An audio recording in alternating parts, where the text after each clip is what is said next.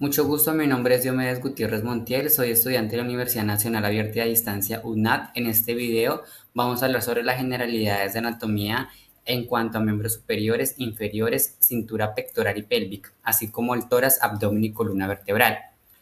Los huesos se observan mayormente en anatomía radiológica, ya que dependiendo de su composición y sus densidades, estos son más radioopacos.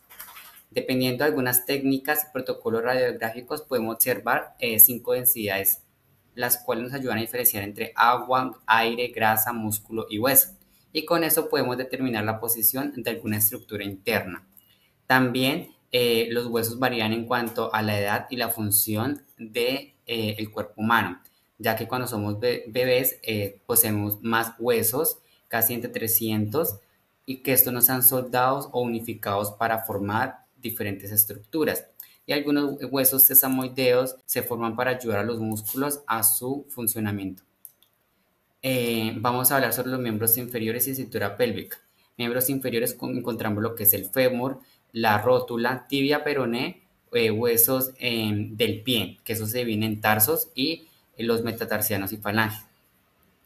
En cintura pélvica encontramos el hueso de coxal. Este se articula directamente con el fémur a través del acetábulo y la cabeza del fémur, formando la articulación de la cadera. El fémur se articula con la rótula, formando la articulación femurorotuliana. Asimismo, la tibia se articula con el peroné, formando la articulación tibioperonea proximal y tibioperonea distal. Directamente en el pie encontramos lo que es el tobillo. El tobillo es la articulación entre la tibia, el peroné y el astrágalo, formando la articulación tibio-astragalina o talocrural. Eso se llama huesos del tarso. El tarso se conforma por el astrágalo, calcáneo, cuboides, navicular y cuneiformes. Son 7 huesos. Y luego encontramos lo que son los huesos metatarsianos. Esos huesos metatarsianos se articulan con las primeras falanges proximal, formando la articulación metatarsofalángicas.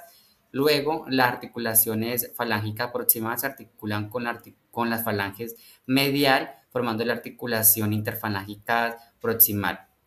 Las falanges medial se articula con la falange distal, formando la articulación interfalángica distal. Los huesos de la falange son huesos largos. Los huesos del tarso son huesos cortos. Tanto el fémur como la tibia y el peroné son huesos largos.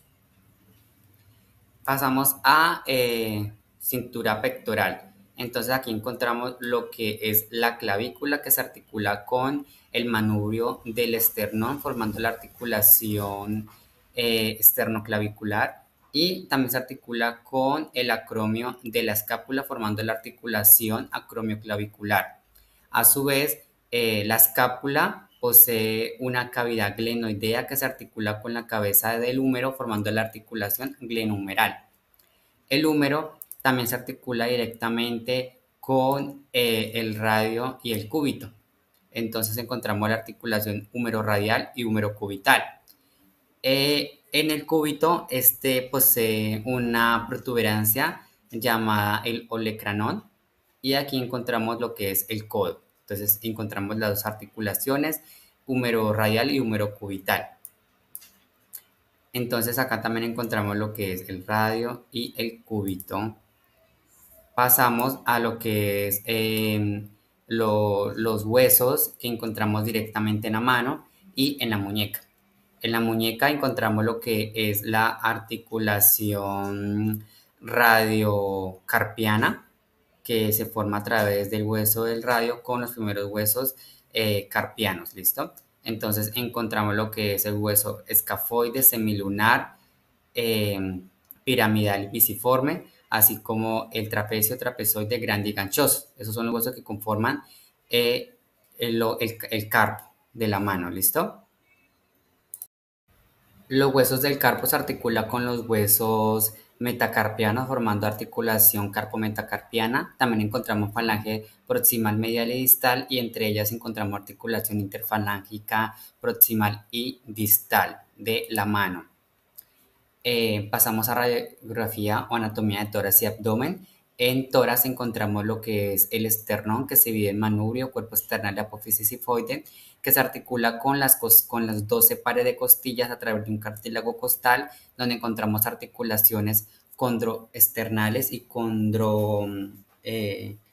condrales, así también como la articulación de la clavícula con el esternón, esternoclavicular, y la articulación acromioclavicular con el acromio de la escápula. En la escápula también encontramos una cavidad glenoidea que se articula con el húmero, formando la articulación glenohumeral. Ya lo habíamos hablado anteriormente.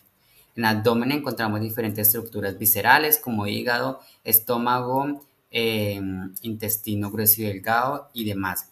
También observamos lo que es la parte distal del tórax y la parte proximal de la cavidad pélvica en cuanto al sacro, coxis, columna lumbar, coxal. Pasamos a la columna vertebral, que se divide en 4 secciones: cervical, torácica, lumbar, sacrocoxis. En columna cervical encontramos que son 7, estos son huesos irregulares, ayudan a proteger la médula espinal y los nervios adyacentes. Encontramos articulaciones psicopofisiarias intervertebrales.